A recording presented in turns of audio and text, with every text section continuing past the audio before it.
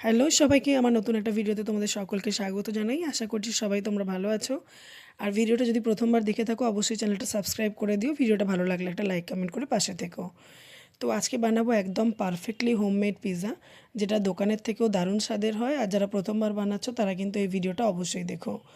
তো প্রথমে আমি এখানে বলে দিই, আমি এখানে কিন্তু আটা ইউজ করছি, যেহেতু বাড়ির বাচ্চাদের জন্য পিৎজাটা বানাচ্ছি। তো চলো ভিডিওটা শুরু করা যাক।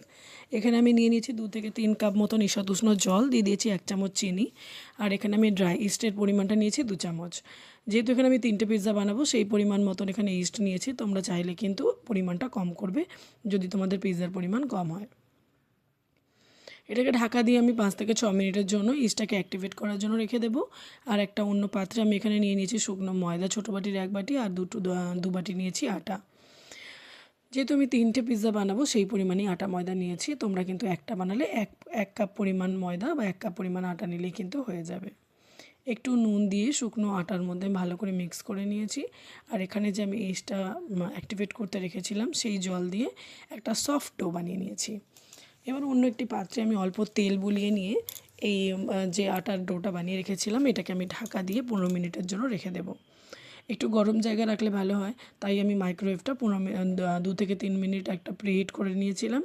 তারপরে এটা ঢাকা দিয়ে রেখে দিয়েছিলাম 15 মিনিট। 15 মিনিট পর যখন আমি আটার ডোটা বার করেছি, তোমরা দেখো ওটা ফুলেও গেছে আর একটু ফ্লপি হয়ে গেছে। তো এটাকে আমি বার করে একটু ভালো করে একটু বাটার দিয়ে একটু ভালো করে মথে নেব।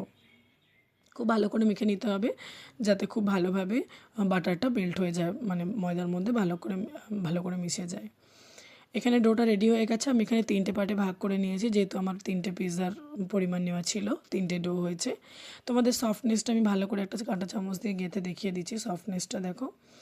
আর এখানে বাকি যে ইনগ্রিডিয়েন্টসগুলো লাগবে চলো সেগুলো দেখে নিই। এখানে লাগছে আমুল ডাইসড চিজ, আর তার সঙ্গে লাগছে হচ্ছে এই ভিভার পাস্তা পিৎজা সস। ভিভা তোমরা যদি মার্কেটে পাও অবশ্যই ইউজ করো, পিৎজাটা দারুণ টেস্টি হয়। সসটা খুব টেস্টি হয়।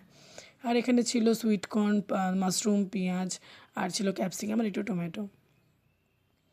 একটা বেকিং ট্রে নিয়ে নিয়েছি, পিৎজা বেকিং ট্রে। একটু বাটার পেপার ওর মধ্যে দিয়ে দিয়েছি যাতে নিচের দিকে না লেগে যায়। দিয়ে একটা কাঁটা চামচ দিয়ে আমি ভালো করে এর গাটা ছিদ্র করে নিচ্ছি। যে তোমরা জানো যারা পিৎজা বানিয়েছো বা পিৎজার নানান ভিডিও দেখেছো, এটা কিন্তু করতে হয়, তাহলে কিন্তু ভালোভাবে ওপর থেকে নিচ খুব ভালোভাবে কুকড হয়। একটা চামচ দিয়ে আমি ভালো করে পিৎজা সসটা মাখিয়ে নিচ্ছি। এরপর আমি অল্প করে এখানে চিজ ছড়িয়ে দিয়েছি। তারপর বাকি যে ভেজিসগুলো ছিল সেগুলো এখানে দিয়ে দিয়েছি। যারা ভেজিটেবলস ছাড়া ভেজিটেবলসের সঙ্গে একটু পানির দিতে চাও, চিকেন দিতে পারো। সেই রেসিপিও তোমাদের সাথে শেয়ার করবো যখন আমি ওই রেসিপিগুলো বানাবো। যেহেতু আমি প্রথমবার ট্রাই করছি, প্রথমবারের ট্রাইতেই কিন্তু দুর্দান্ত হয়েছিল। আর তোমাদেরকে আমি একটা জিনিস বলে রাখি, একটা খুব ইম্পর্ট্যান্ট একটা নোট লিখে রাখো, যে যখন তোমরা পিৎজা বানাবে, যে বেসটা আমি বানিয়েছিলাম ওটা কিন্তু প্রথমে 5 মিনিট তোমরা কিন্তু বেক করে নিও। তারপরে কিন্তু যে সস লাগানোর পর যে চিজ ওপরে টপিংগুলো ইউজ করো, তাহলে কিন্তু উপরের সবজিগুলোও খুব দারুণ সিদ্ধ হয়। আর ভেতর থেকে যে বেসটা থাকে ওটা খুব ভালো ক্রিসপি হয়। একবারেই যখন তোমরা বেক করতে দিয়ে দেবে না, উপরে সবজিগুলো কিন্তু একটু বেশি কুক হয়ে যাবে, তার তুলনায় কিন্তু তোমার বেসটা কিন্তু কুক হবে না। তো এটা অবশ্যই মাথায় রেখো, প্রথমে বেসটা 5 মিনিট বেক করে নিও, তারপরে বার করে উপরে টপিংগুলো দিয়ে বাকি 15 মিনিট তোমরা বেক করো।